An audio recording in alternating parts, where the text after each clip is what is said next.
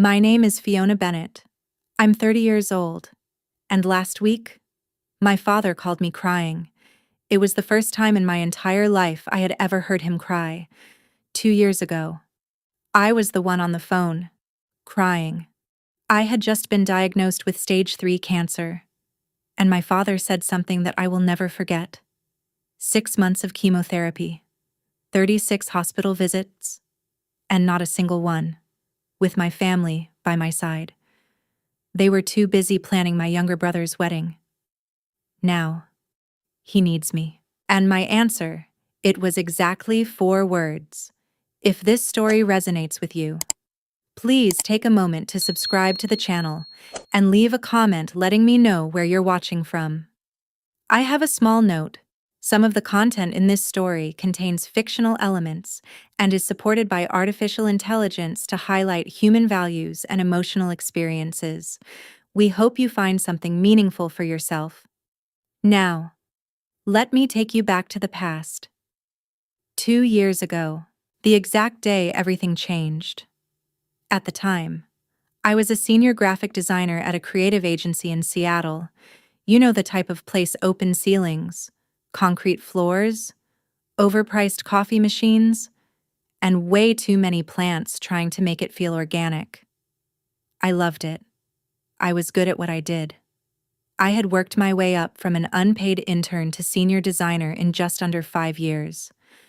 No shortcuts, no connections, no help. Everything I had, I built myself. I lived in a small 1-bedroom apartment in Capitol Hill. Nothing fancy, but it was mine. There was a tall green monstera by the window that I somehow managed to keep alive for 3 years straight, which, honestly, felt like a bigger achievement than my promotion. My life was simple, structured, predictable. Coffee at 6:30, gym 3 times a week, dinner every Thursday with my best friend, Lila. That Wednesday started like any other. I was deep into a campaign for a tech startup client. Tight deadline, endless revisions. My laptop was buzzing every few seconds with notifications. I was completely locked in. Then my phone rang. Unknown number. I almost ignored it. I really should have, but something, I don't know what, made me pick up. Miss Bennett, this is Dr. Collins's office. We have your biopsy results. I remember everything about that moment. The taste of my coffee cold, because I hadn't touched it in over an hour.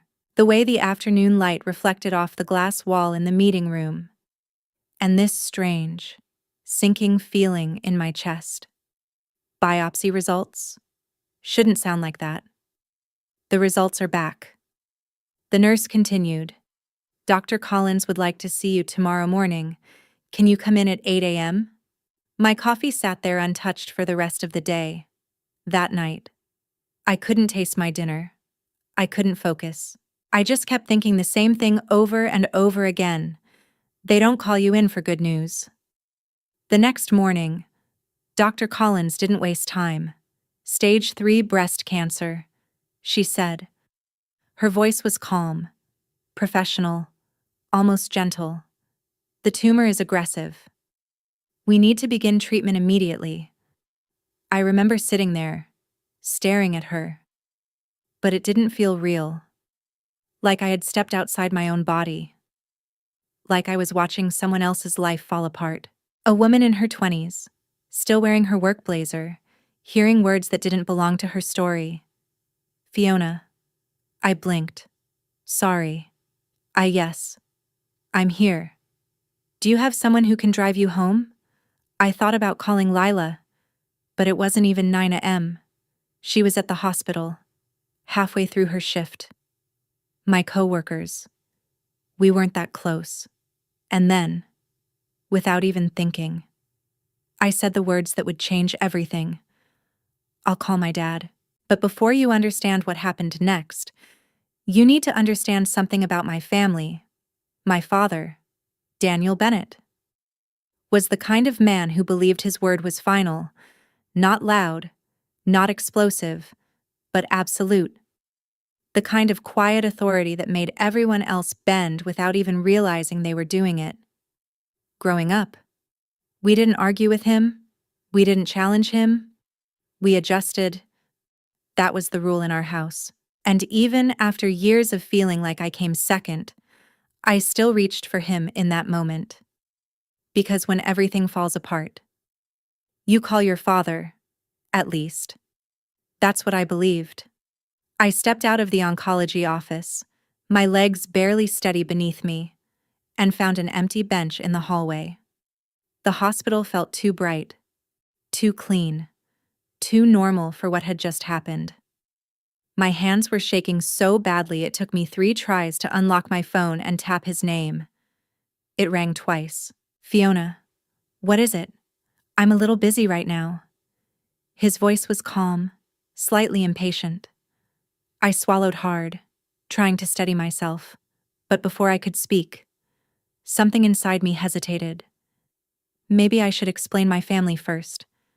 My younger brother, Ethan, is 2 years younger than me. But if you saw how my parents treated us, you'd think he was the center of the universe and I was just background noise. Ethan got everything. Private school, no questions asked. A brand new car at 18. A fully paid tuition at a top university, not because he earned it, but because my father simply decided it was worth it. Me, I was told that spending too much on a girl's education didn't make sense. I graduated with nearly $90,000 in student loans from a state college. When Ethan landed his first job, my parents hosted a dinner with extended family to celebrate him.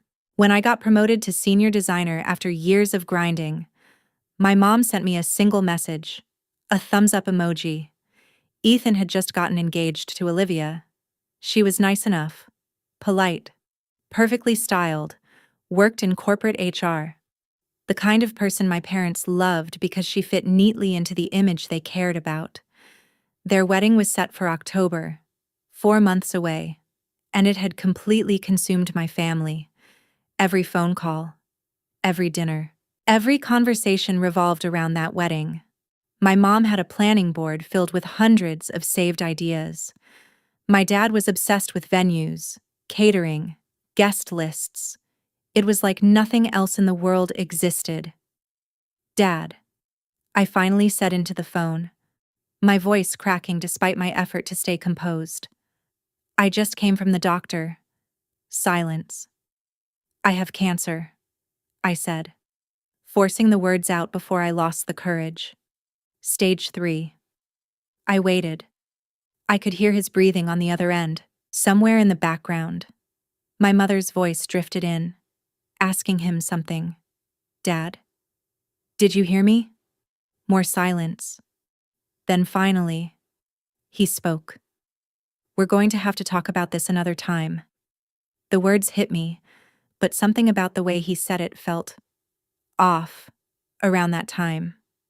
I started taking screenshots of everything. At first, I told myself it was just to keep track of details. Chemo brain was real. People said you forget things. But deep down, maybe I already knew I would need proof one day. "Dad," I said again, slower this time, as if clarity might change his response.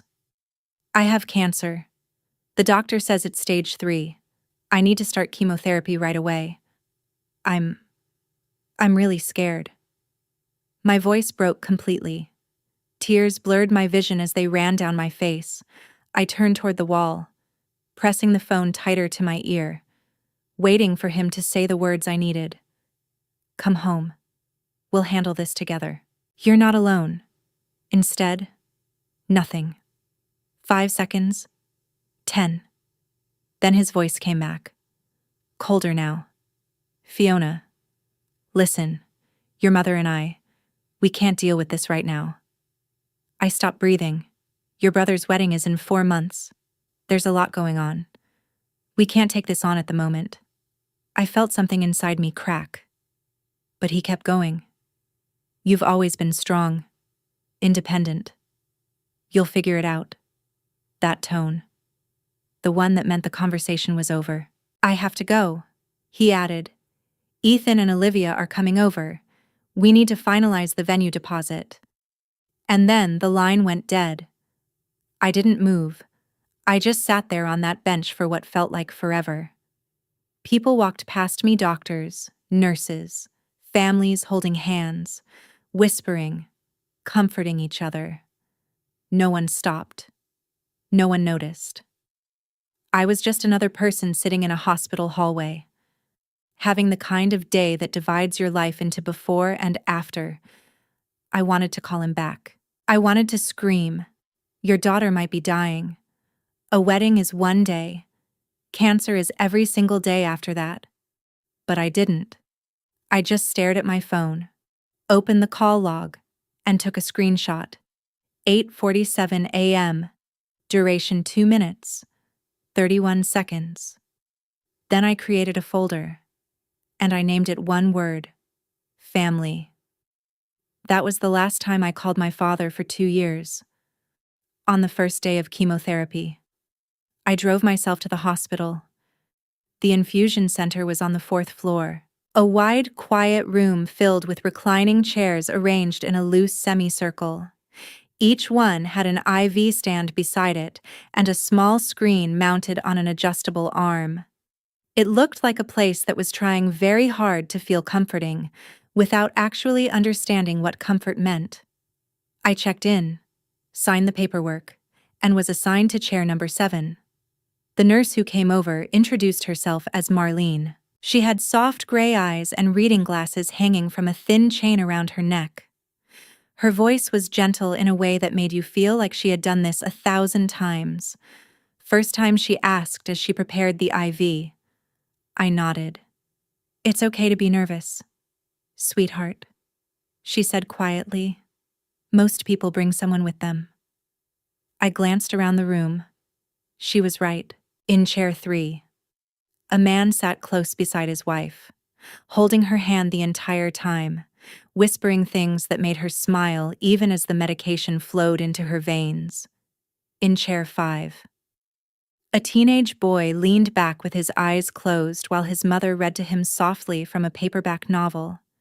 In chair 9, an elderly man sipped from a thermos while his daughter adjusted his blanket with practiced care. And in chair 7, there was just me. I pulled out my phone and texted my mother, "Starting chemo today. I'm scared." I stared at the screen for a while after sending it, watching the typing indicator that never came. 6 hours later, I was back home, curled up on the cold tile floor of my bathroom, shaking from nausea I hadn't been prepared for when her reply finally arrived. "Hang in there. Sweetie, I'm at the florist with Olivia picking centerpieces. Do you think lilies or roses look better?" I read the message once, then again. Then I took a screenshot and added it to the folder. After that, I typed back, "Roses are nice." I didn't tell her that I had spent the last hour dry heaving until my throat burned. I didn't tell her I had to pull over twice on the drive home because my vision kept blurring. I didn't tell her anything real. There didn't seem to be a point. I met Lila Carter during my 3rd chemotherapy session. She was a nurse practitioner who ran one of the hospital's support programs for cancer patients. The kind of program you usually ignore because you don't think it applies to you. I had seen the flyers for weeks and walked past them every time, until she walked up to me. "You're always here alone," she said, sitting down in the empty chair next to mine like she had every right to be there. Her dark hair was tied back in a simple knot, and she had this steady, direct way of looking at you that made it hard to hide behind polite answers. "I'm fine," I said automatically. She smiled, but it wasn't the kind of smile people give when they're trying to be nice. "I didn't ask if you were fine," she said. "I asked why you're always alone." There was no judgment in her voice, just honesty. I should have brushed it off. I should have given her some vague answer and moved on. That's what I usually did when conversations got too close to something real. But I was 3 sessions into chemo. My hair had started to thin, and I hadn't had a real conversation with anyone in weeks. My family is busy, I said. Then, after a pause, I added, my brother's getting married. Something flickered in her expression. Not surprise, not pity. Something sharper, like she understood more than I had actually said. When's the wedding, she asked. October. And when do you finish treatment, November? She nodded slowly, like she was putting pieces together in her head. You know, she said after a moment. The hospital keeps visitor records. I frowned slightly, not sure where she was going with it. For every patient. She continued. Every visit. Who came to see them and when. It's mostly for security reasons, but some people request copies later. Why, I asked. For different reasons. She said. Some for memories. Some for clarity. I didn't fully understand what she meant. Not yet. But something about the way she said it made me remember. And 3 days later, without really thinking too hard about why, I requested my first copy. Ethan's wedding was scheduled for October 15th. By then, I was between chemo cycles. It was that strange, fragile window where I almost felt like myself again. The nausea had eased, the dizziness had faded, but the exhaustion was always there, sitting quietly beneath the surface, waiting. I hadn't planned on going. No one had asked me to be part of the ceremony. Not a bridesmaid, not even a reading, not even lighting a candle. But a small part of me thought maybe I would still show up. Sit in the back, watch from a distance, just be there. Then my phone rang. My father. He rarely called. Fiona. He began, his tone measured. About the wedding. Your mother and I have been talking. Something inside me lifted. Hope. Stupid. Stubborn hope that refused to die no matter how many times it had been crushed. We think it's best if you don't attend. It disappeared instantly. You understand. He continued. Like he was explaining something obvious. You don't look well. You've lost weight. Your hair. He paused, clearing his throat. It's Ethan's special day. We don't want anything to distract from it. Anything. He meant me. Distract meant reminding people that his daughter was fighting for her life while they were celebrating table settings and flower arrangements. I understand, I said. And I did. I understood exactly what kind of family I had. The wedding happened without me. I saw it through photos online. My mother posted an album that evening, smiling faces, perfect lighting, carefully curated happiness. She got hundreds of likes. In one photo, my father stood tall in a tailored suit, smiling like nothing in the world was wrong. In another, my mother dabbed at her eyes, elegant and emotional. Ethan and Olivia stood at the center of it all, glowing, surrounded by guests who had no idea I even existed. The caption read, "The happiest day of our family's life."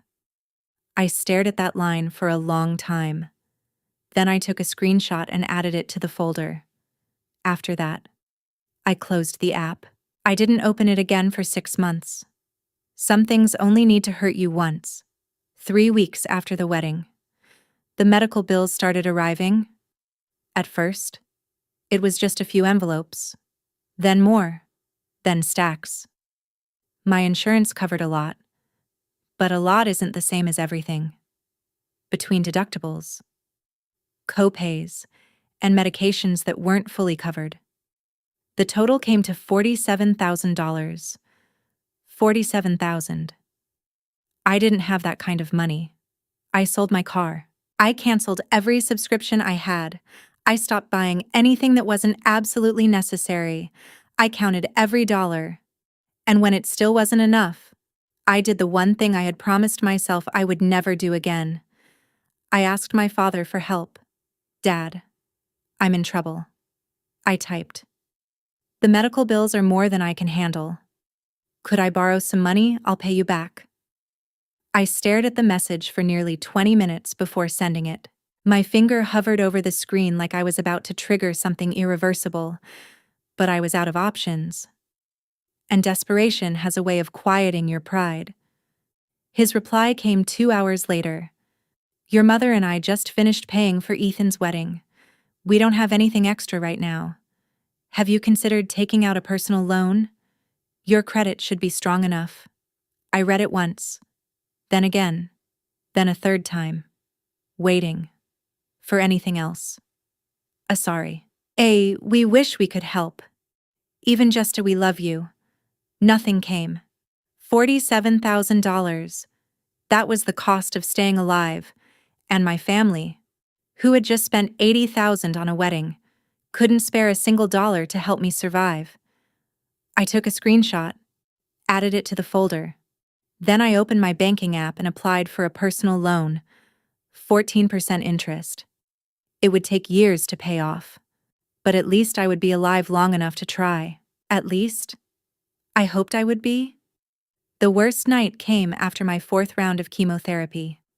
My doctor had warned me that it would get harder, that the effects would build with each cycle, but nothing prepares you for what that actually feels like. It was 2 a.m.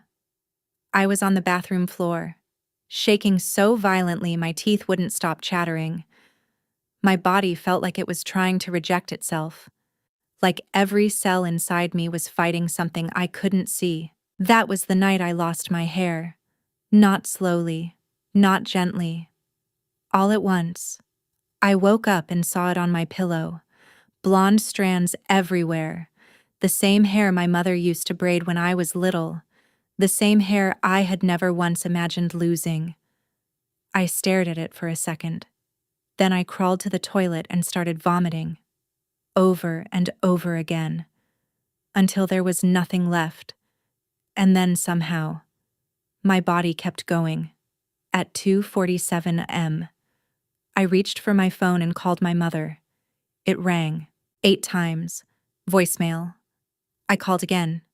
Voicemail. Again. Voicemail. By 3:15 a.m., I stopped trying. Instead, I texted Lila. I think I need help.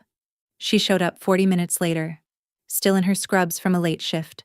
She didn't ask questions, didn't say anything unnecessary. She just sat down on the bathroom floor beside me, gently pulling my hair back from my face, holding what little was left, and she stayed until the sun came up. At 10:23 that morning, my mother finally called back. "Sweetie, you called last night," she said casually. I had my phone on silent. Olivia and I were at the spa. Post-wedding stress. You know how it is. I didn't say anything. "What did you need?" she asked after a pause. I looked over at Lila, who was in my kitchen, quietly making tea like she had done it 100 times before. Then I caught my reflection in the mirror, the hollow cheeks, the pale skin, the uneven patches where my hair had fallen out. Nothing. "Mom," I said softly. It was nothing. "Oh, good," she replied. "Call any time, love you." She hung up before I could answer. I stared at my phone for a long moment, then I opened the call log, took a screenshot, and added it to the folder. That was the moment I finally understood what family meant. Not the version I grew up believing in, the real version, the one that shows up, or doesn't. If you think my parents, for any reason, were justified in being cold and indifferent toward their own daughter while she was seriously ill, then leave the word yes in the comments. But if you cannot accept that behavior, then write cruel, so I know. 2 years later, I was cancer-free. The day Dr. Collins told me there was no evidence of disease, I didn't react right away. I just nodded, walked out of the office, got into my car, and sat there. Then I cried. For an hour. Not from sadness, not even from happiness. Just release. 2 years of holding everything in, And finally, I could breathe again. A lot had changed during that time. I had been promoted to art director. It turns out, when you've faced your own mortality, everything else becomes very clear. Deadlines, pressure, expectations. They all shrink into something manageable. My boss, Adrian Cole, had kept my position open the entire time, let me work remotely when I could. Never once made me feel like a burden. When I thanked him, he just shrugged. "You're talented," he said. "Talent is worth waiting for." I moved out of my old apartment too, sold it and bought a small condo downtown. Nothing extravagant, but it had a large window that overlooked the city and enough sunlight for my monstera plant, which somehow survived everything I went through. I bought myself a navy cashmere scarf to celebrate 1 year in remission. It was the most expensive thing I had ever purchased that wasn't related to medical bills, and it felt like a quiet victory. Lila and I were still close, closer than ever. We still had dinner every Thursday, just like before, but somewhere along the way, she stopped feeling like just a friend. She became something else, something deeper. The kind of family I had spent my whole life wishing for. I hadn't seen my family in 2 years. We exchanged the bare minimum, a quick Happy New Year, a birthday emoji. Nothing real, nothing that meant anything. At some point, I stopped expecting more. I told myself I had made peace with it. Maybe not peace, maybe just a quiet, fragile truce, because I had a life now, a good life, a life I built entirely on my own. And then my father called. It was a Thursday evening. I was standing in my kitchen, cooking dinner, salmon with roasted vegetables, something I had learned to make during treatment, back when food was one of the only things I could still control. The pan sizzled softly, and then my phone lit up. "Dad." I froze. I stared at the screen as it kept ringing. For a second, I thought about letting it go to voicemail. That had become my default with anything connected to them. Ignore it. Move on. But something stopped me. Curiosity. Maybe. Or something deeper. Something I didn't want to admit was still there. I picked up, "Hello, Fiona." His voice was different. Thinner. Uncertain. My father had never sounded uncertain before. "I need to see you." That was it. "No, how are you?" "No, it's been a long time." No apology. Just, "I need—" "What's going on?" I asked. There was a pause. I could hear movement in the background. My mother's voice. Distant. Asking something I couldn't make out. "I've been diagnosed with something," he said finally. Another pause. "Parkinson's disease. Early stage, they say." But he didn't finish. I stood there, phone pressed against my ear, not moving.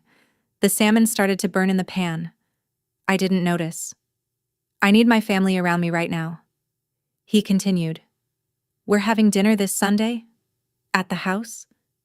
Your mother, Ethan, Olivia. I want you there." Another pause. "We need to discuss the future." The future, as if I hadn't already spent 2 years building one without him. "Okay," I heard myself say. "I'll be there." After I hung up, the silence in my apartment felt louder than anything he had said. And then, something hit me. In that entire conversation, he never once asked if I was okay. He didn't ask about my health, didn't ask if I was still sick.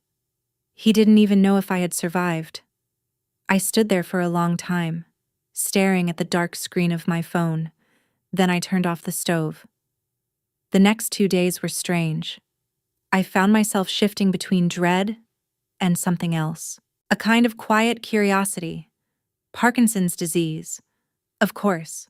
I looked it up. That's what I do now. I research.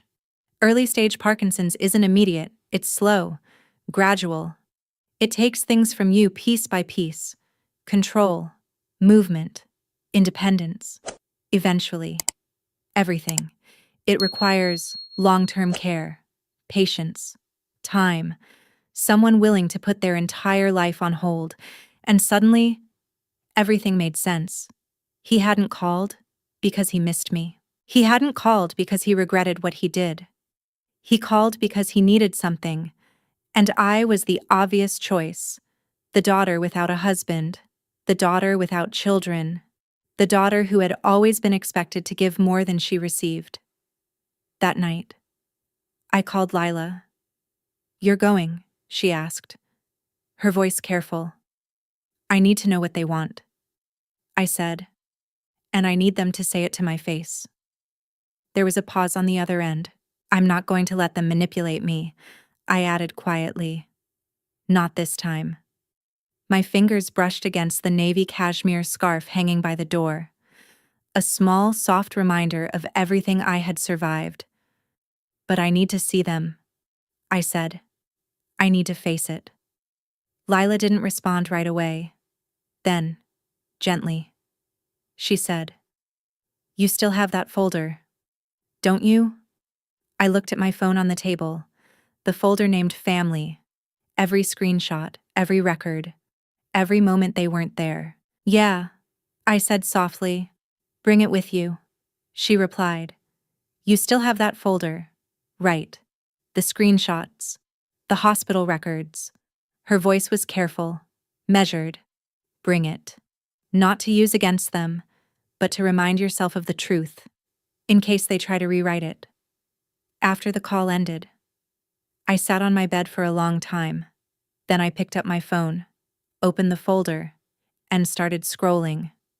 2 years of evidence, messages left unanswered, call logs that ended too soon, medical records with my name at the top, and an empty column where visitors should have been, line after line, date after date. None, none, none. If someone had asked me to describe my family, I could have shown them that folder, because everything was there, not in words, in proof. Sunday came faster than I expected. I got dressed slowly, carefully, not to impress them, but to protect myself. Black slacks, a cream silk blouse, the navy cashmere scarf resting softly over my shoulders. I looked in the mirror. I looked healthy, successful, put together, like someone who had built a life without needing anyone. Before I left, my phone buzzed. "Lila, remember, you don't owe them anything, not a single thing." I read the message twice. Then I locked my phone and walked out the door. The drive to my parents' house took about 40 minutes. Nothing had changed. The same quiet neighborhood, the same perfectly trimmed hedges, the same house, white exterior, black shutters, 3 stories, 5 bedrooms. A lawn so perfectly maintained it didn't even look real. The house I grew up in, the house I never truly belonged to. I sat in the car for a few minutes before getting out. Through the dining room window, I could see movement inside. My mother, probably setting the table, the same fine china, the same polished silverware, everything arranged perfectly. A picture of a perfect family, from the outside. My phone buzzed again. "You've got this," Lila wrote. "You survived cancer. You can survive dinner." I let out a slow breath. She was right. I had faced something much worse than this. I picked up my purse. Inside it, my phone. Inside my phone, that folder. Everything. Then I stepped out of the car and walked up the brick pathway. Each step felt heavier than it should have. I reached the door, pressed the bell. The same 3 notes I had heard my entire life echoed through the house. The door opened. My mother stood there. Her expression was complicated, something between relief and guilt. "Fiona," she said, pulling me into a hug before I could react. She smelled the the same perfume she had worn for years, at every important moment, just not the ones that mattered to me. "You look wonderful," she said, stepping back to look at me. "Come in." I walked inside. The house hadn't changed. Not in 2 years. Not in 20. The dining room was exactly the same. The large mahogany table, the crystal chandelier hanging above it, the walls lined with family photos, carefully arranged, perfectly curated. I stepped closer without thinking. And that's when I noticed it. The timeline. Graduations, engagements, the wedding, all of Ethan's milestones. And then, nothing. For me. It stopped at 18. A single photo. Me in a dress, smiling awkwardly at the camera. Frozen in time. Like I had stopped existing after that. "Fiona." I turned. Ethan stood up from his seat, already walking toward me with a wide smile. Arms open like everything was normal, like nothing had happened. Behind him, Olivia stayed seated, one hand resting gently on her stomach, 5 months pregnant. I had heard through relatives. The next chapter of the family was already on the way. "Ethan," I said, letting him hug me briefly. It felt distant. He felt different too. Softer, comfortable in a way that comes from never having to fight for anything. "You look great," he said, stepping back. "Really great." His eyes flicked to my hair. Shorter now. Still growing back. He didn't comment. At least. He had that much awareness. And then, I saw him. My father. He was sitting at the head of the table, exactly where he had always sat. But something was different. He looked smaller, older, and his left hand. It trembled slightly against the tablecloth. A small movement, one he was clearly trying to hide, but couldn't. When his eyes met mine, I saw something I had never seen before. Fear. "Sit down, Fiona," he said, his voice still firm but no longer unshakable. "We have a lot to discuss." I sat across from Ethan, my posture straight, my purse resting beside me. Inside it was my phone. Inside my phone was everything. Proof. Truth. Dinner was served. The same meal my mother always made for special occasions. Nothing had changed. We ate in silence, the sound of utensils against plates filling the emptiness between us. When the plates were cleared, my father stood, gripping the table slightly for balance. "I'll get straight to the point," he said. "You all know about my diagnosis. Parkinson's. It will get worse. I'll need long-term care." He paused. "We've discussed this as a family." I felt something cold settle in my chest. "Without me. And we believe the best solution is for someone to move back home and take care of me." His eyes locked onto mine. "Fiona, you're the obvious choice." Obvious. Not the best. Not the most willing. Just obvious. "You work from home. You don't have a family of your own." He continued. "Your room is already prepared. It's time you come back and contribute." Contribute. As if I had done nothing. As if the last 2 years didn't exist. Ethan nodded, avoiding my eyes. "It makes sense. I've got a baby coming. Work is overwhelming." Of course. Everyone had a reason. I looked at my father, at his trembling hand, at the expectation in his eyes, and I smiled. "Think about what you're asking," I said quietly. "We're not asking," he replied. "We're telling you. You're the daughter. This is what daughters do." The old pressure crept in, the instinct to comply. But that version of me was gone. She had died 2 years ago. Alone. "Before I answer," I said calmly, "I want to ask you something." He frowned. "When was the last time you asked how I was doing?" Silence. "When was the last time you asked if I was even alive?" No one spoke. You say I have a responsibility to this family. I continued. But when I was fighting for my life, where was this family, Fiona? That's not my mother began. No. I want an answer. I held my father's gaze. Do you even know if I'm in remission? Do you know anything about my health? Nothing. You're sitting there, acting like everything is fine. I said. Am I wrong? His expression shifted. Confusion, then discomfort. You had cancer, he said slowly. I had stage 3 cancer. I corrected. The words hung heavy in the air. 6 months of chemotherapy. I lost my hair. I lost weight. I paid $47,000 because you refused to help. He went silent. For the first time in my life. Completely speechless. I'm cancer-free now. I continued. 2 years in remission. I paused. But you didn't know that. Because you never asked. I took out my phone. You never asked because you didn't care. My mother started crying. That's not fair. She whispered. We had the wedding. The wedding, I repeated. Important enough for $80,000. But my treatment wasn't important enough for a single visit. Ethan shifted. We didn't know it was that serious. I called Dad the day I was diagnosed. I told him everything. Then I looked at my father. And you said, we can't deal with this right now. Your brother is planning his wedding. He shook his head weakly. Yes, you did. I placed my phone on the table. Would you like to see the messages? The call logs. The hospital records. I opened the file. Lines of dates.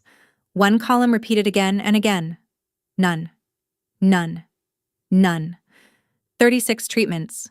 I said. 0 visitors. Silence filled the room. My mother stared at the screen, shaking. I don't understand. Why didn't you tell us? I did. I said.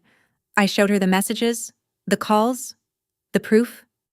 Ethan's face turned pale. This can't be real, he muttered. It is. I said. This isn't my opinion. This is what happened. I looked at all of them. This is what you did. I took a breath. I don't need an apology. I just need you to remember this. Before you ask me what I'm going to do next. I stood. Because when you've been abandoned by the people who were supposed to protect you, you learn to protect yourself. You learn to keep proof. Because feelings can be denied, but evidence can't. And in that moment, the silence in that room said everything. I had stage 3 cancer. I let the words settle. I went through 6 months of chemotherapy. I lost my hair. I lost weight. I paid $47,000 because you told me you couldn't help. My father opened his mouth, then closed it. For the first time in my life, he had nothing to say. And here's what you need to understand. I continued, my voice steady. I'm cancer-free now. 2 years in remission. I paused. But you didn't know that. Did you? Silence. You didn't know. Because you never asked. I took out my phone. You never asked. Because you didn't care. My father's face went pale. My mother started crying. That's not fair, she whispered. We were dealing with the wedding. And the wedding, I said calmly, important enough to spend $80,000 on. I heard you bragging about it. I held her gaze, but my cancer wasn't important enough for a single visit. Not once. Ethan shifted in his seat. Fiona, we didn't know it was that serious. I looked at him. I called Dad the day I was diagnosed. I told him everything. Then I turned back to my father. And you said, we can't deal with this right now. Your brother is planning his wedding. I didn't. Yes, I said quietly. You did. I unlocked my phone and placed it on the table. The screen lit up. Clear. Undeniable. Do you want to see the messages where you refused to help me financially? I asked. I scrolled. Or the calls Mom didn't answer at 2 in the morning when I was too sick to stand. Another swipe. Or the hospital records. I opened the document. Rows of dates filled the screen. One column repeating the same word. None. None. None. 36 treatments. I said. 0 visitors. The room went silent. Olivia stared at the phone, then at Ethan, then at my parents. Something in her expression changed. My mother reached for the phone, then stopped. I didn't, she whispered. There was nothing left to say. I pushed the phone toward them. You can look. I'm not hiding anything. My mother picked it up, her hands shaking. She scrolled, page after page, the same word. None. I don't understand, she said. Why didn't you tell us? I did. I showed her the messages. My chemo schedule. Another swipe. You asking about flowers. Another. Dad telling me to take out a loan. Another. 23 missed calls in 6 months. Ethan took the phone. His face slowly drained of color. This can't be right. It is, I said. Every screenshot is time-stamped. Every record is official. I leaned back slightly. This isn't my version. This is what happened. This is what all of you did. I looked at my father. He hadn't moved. His hand pressed flat against the table, like he needed something to hold him up. I don't need an apology, I said quietly. I just need you to remember this. I let the silence stretch. Remember it. When you ask me what I'm going to do next. I took a slow breath, because when the people who are supposed to protect you betray you, you learn to protect yourself. You learn to keep proof. I glanced at the phone, because feelings can be denied, but evidence can't. No one spoke. My mother was crying openly now, not quietly, not controlled. Something real had finally broken. My mother's mascara had started to run, leaving dark streaks down her cheeks. I didn't know. She kept repeating, Fiona. I didn't know. You knew. Mom, I said quietly. You just chose not to see. Ethan was still holding my phone, scrolling through the screenshots like he was searching for something, anything, that would prove this wasn't real. He wouldn't find it. My father finally spoke. This is in the past, he said, his voice rough, uneven. What's done is done. What matters now is the present.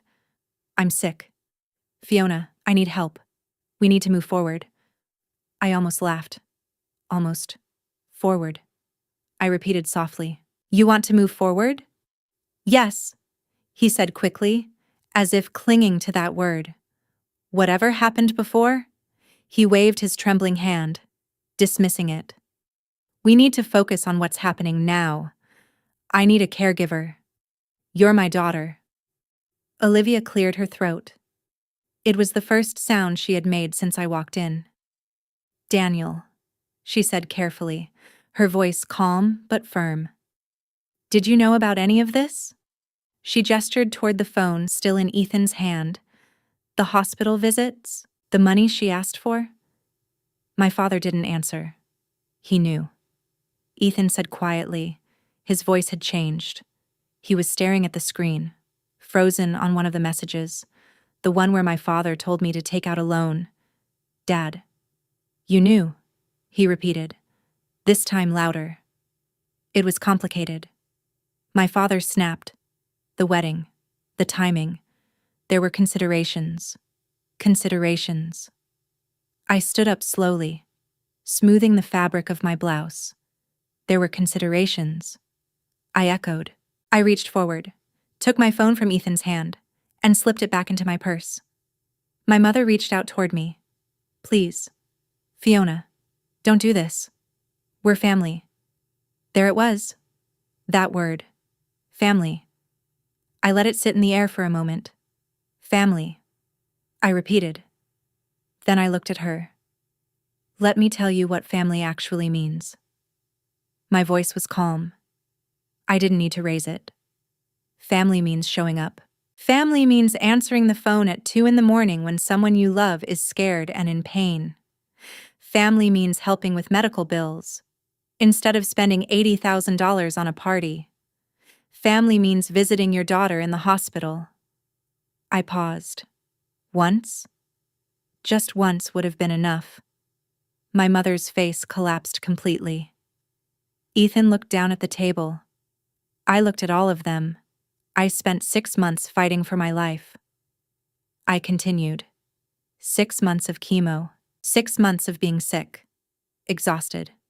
Terrified. My voice stayed steady. And where were you? I answered my own question.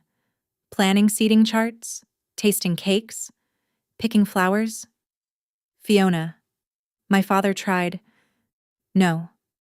The word came out sharper than I intended. You don't get to call me that like everything is normal. I picked up my purse, adjusted my scarf, held on to the one thing they had never given me, my dignity. You have a son, I said, looking directly at him.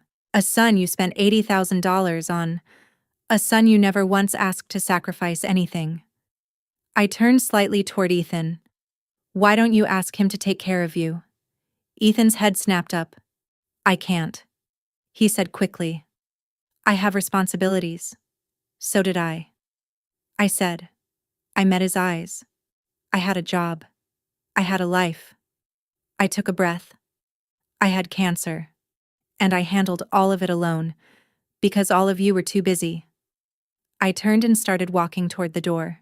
My heels echoed against the hardwood floor with every step. Behind me. I heard it. My father's voice. Broken. Fiona. Please. I stopped. Slowly turned around. He was crying. Not just emotional. Not controlled. Crying. I had never seen that before. Not once in my entire life. Not when his own mother died. Not when anything went wrong. But now. Tears were streaming down his face, his hand trembling as he tried to wipe them away. I'm sorry, he said, his voice cracking. I know I handled it wrong, but I'm scared. Fiona, I'm scared of what's coming. I need you. Please. You're my daughter. For a moment, just a moment. I felt it. That old feeling. The little girl inside me, the one who had spent her entire life trying to be enough, trying to earn his approval, trying to be seen. But that girl didn't exist anymore. She had been left behind, on a bathroom floor, 2 years ago, alone.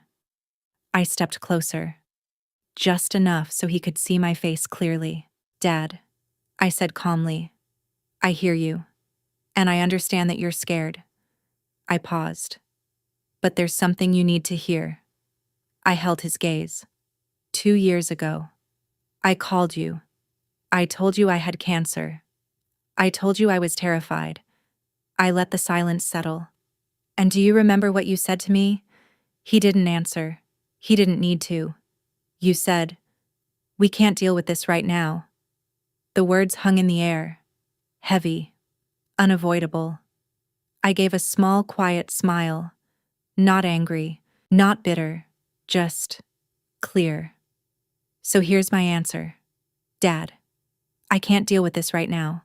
4 words. The same 4 words he had given me. My mother gasped. Ethan stared at me, stunned. My father didn't move. He just looked at me as the meaning of what I said finally sank in. Then I turned and walked out. Not running, not rushing. Just leaving.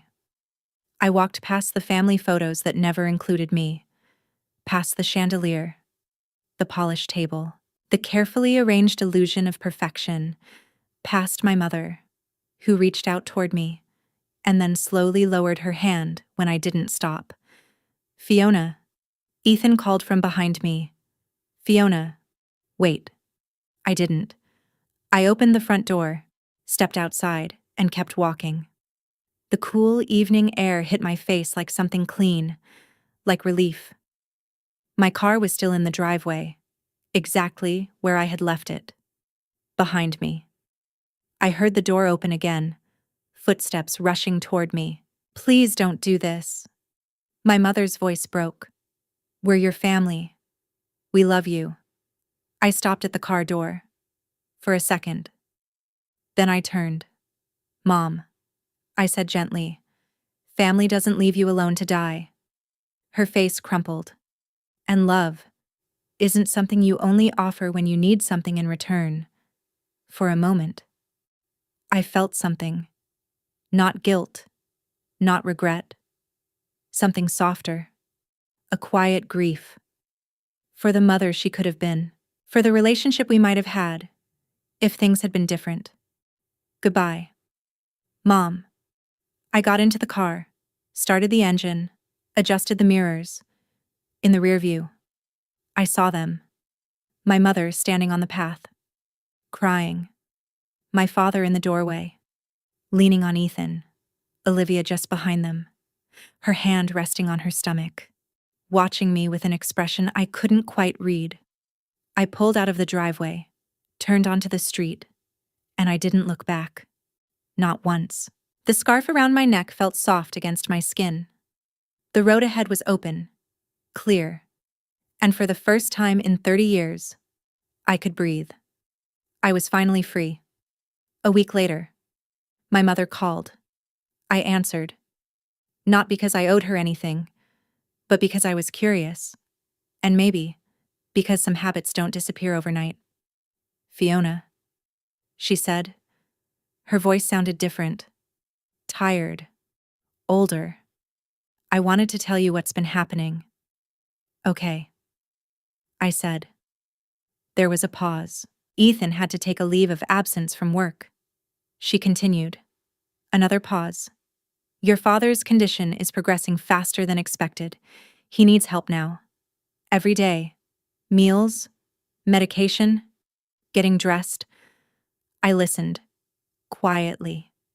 Ethan is doing it. She added. He didn't really have a choice. With Olivia pregnant, they can't afford a full-time caregiver, and your father refuses to consider a nursing facility. She exhaled slowly. He already missed an important project. His manager isn't happy. There's talk he might lose the promotion he was expecting. I thought about Ethan, the golden child, the one who had never been asked to give anything up, the one who had everything handed to him. Now suddenly, he was being asked to sacrifice. I'm sorry to hear that, I said, and I meant it. Not for him, but for the situation, for the reality that had finally caught up with them.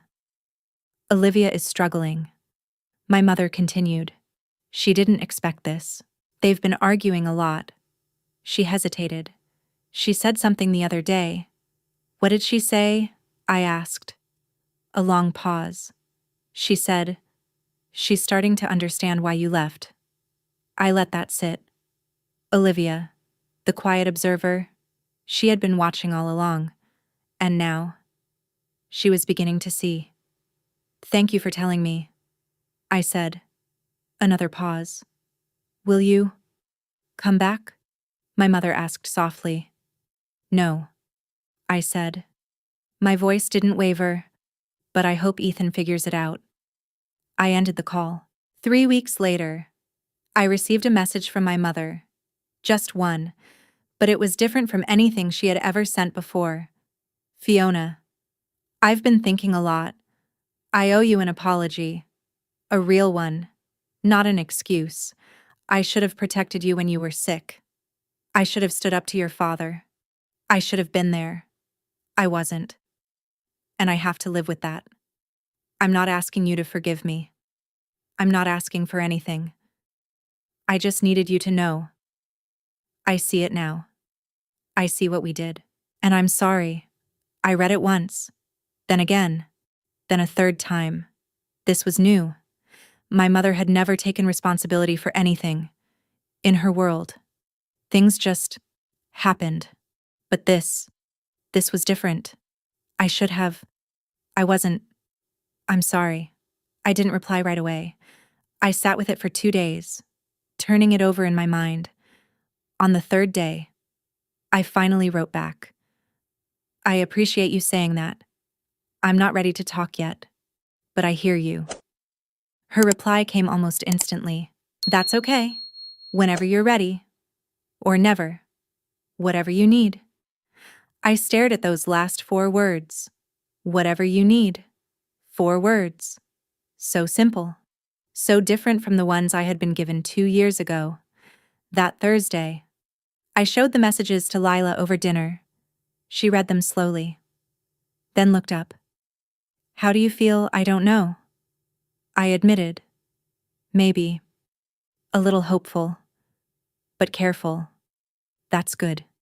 She said, squeezing my hand.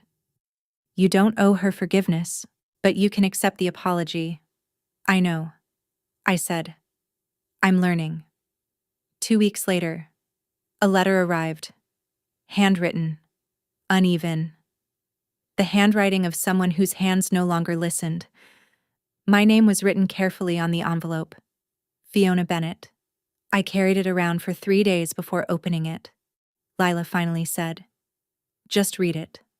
Waiting is worse. She was right. That night. I sat alone with a glass of wine and opened it. My father wrote that he wasn't good at apologizing, that he had made a choice, my brother's happiness over my survival, and that he would carry that for the rest of his life. He said he wasn't asking for forgiveness, not asking me to come back, only that he finally saw it, saw what he had done, saw who I had become without him. He ended by saying he had lost me not because of his illness, but because he failed as a father, and that he was sorry. I folded the letter and put it away.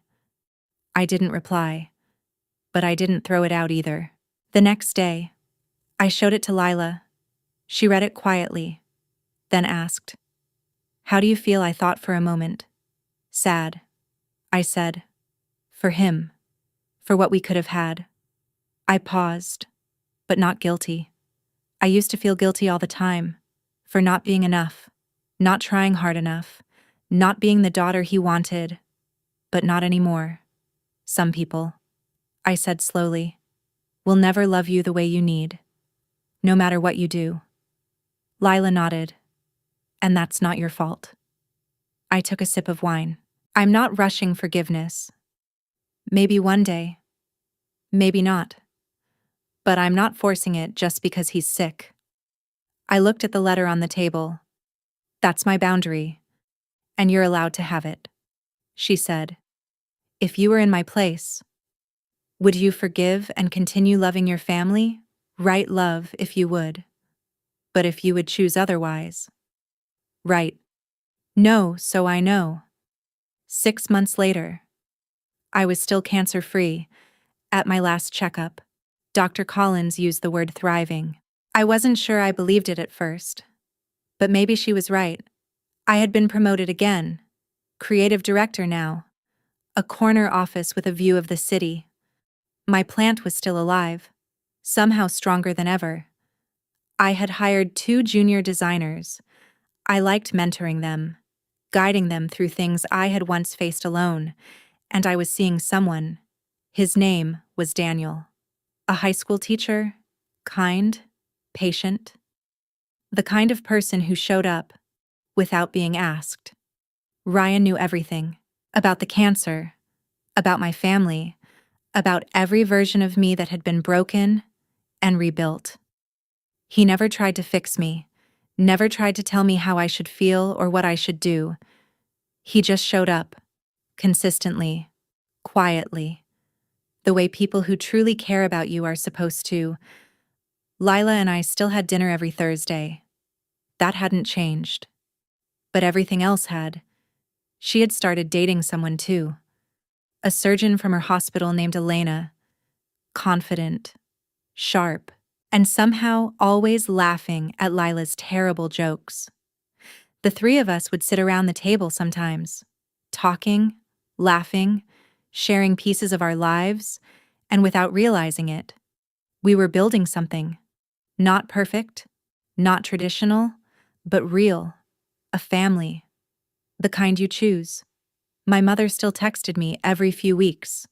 Short messages. Mostly, thinking of you. Hope you're doing well. Sometimes I replied. Sometimes I didn't. We weren't close. Maybe we never would be. But we were something. A slow, uncertain kind of progress. My father's condition continued to worsen. He eventually agreed to a part-time caregiver, paid for with money he had spent years saving and protecting. Ethan visited a couple of times a week, out of obligation. I assumed. But maybe, for some families, obligation is the closest thing to love they know. I hadn't seen them since that dinner, and I wasn't sure if I ever would again. And for the first time, I was okay with that. If you're listening to this, if you've made it this far, I want to speak to you directly. Maybe you're where I was 2 years ago, sitting in a hospital room, or in your car, or somewhere quiet where no one can see you fall apart. Maybe the people who were supposed to love you have made it very clear that you are not their priority. And maybe you've been asking yourself the same question I asked for years. Is it my fault if I were better, easier, less complicated? Would they show up for me? I believed that for 28 years. And then I got cancer, and I learned the truth. Some people will never show up. No matter what you do, you could be fighting for your life, and they would still find something else more important. That is not a reflection of your worth. It is a reflection of theirs. So hear this. You are allowed to set boundaries. You are allowed to protect yourself. You are allowed to say no to people who only remember you when they need something. You are allowed to build a family out of the people who actually love you, even if they don't share your blood. Forgiveness is not something you owe. It's something you choose, on your time, or not at all. No one gets to decide how you heal. Those 4 words I said to my father, I can't deal with this right now. They weren't revenge. They were a mirror. I gave him back the exact words he gave me, and let him feel what they meant. Sometimes, that's the only truth people understand. And sometimes, the truth is what sets you free. Right now, I'm sitting in a small coffee shop. My favorite one. Big windows. Good coffee. The kind of place where you can just exist without anyone asking questions. It's Thursday afternoon. Lila will be here soon. Our usual dinner. My phone is in my pocket. And inside it, that folder still exists. All the screenshots. All the records. Every moment I was alone. I don't open it anymore. But I keep it. Just in case. Outside, the city moves on. People walking. Cars passing. Life happening. And for once, I'm not watching it from the outside. I'm part of it. Fully. Honestly. Alive. 4 words changed everything. Not because they were dramatic. Not because they were clever. But because they were true. If there's one thing I've learned from my story, it's this love is not about words. It's about presence. The people who truly care about you will show up when it matters most, not when it's convenient. Not when they need something in return. And if they don't, that's not your failure. It never was. You are allowed to protect yourself, to set boundaries, and to walk away from what hurts you even if it's family. Because sometimes, choosing yourself is the bravest and most loving decision you can make. Thank you for staying with me until the end of this story. It truly means more than you know. And if this story touched you in any way, I want you to remember this. Your small action can help someone else feel less alone. A single like, a comment, or a share from you might be exactly what someone out there needs to see today. If you believe in spreading stories that matter, consider subscribing to the channel. You're not just supporting me, you're helping these stories reach the people who need them most.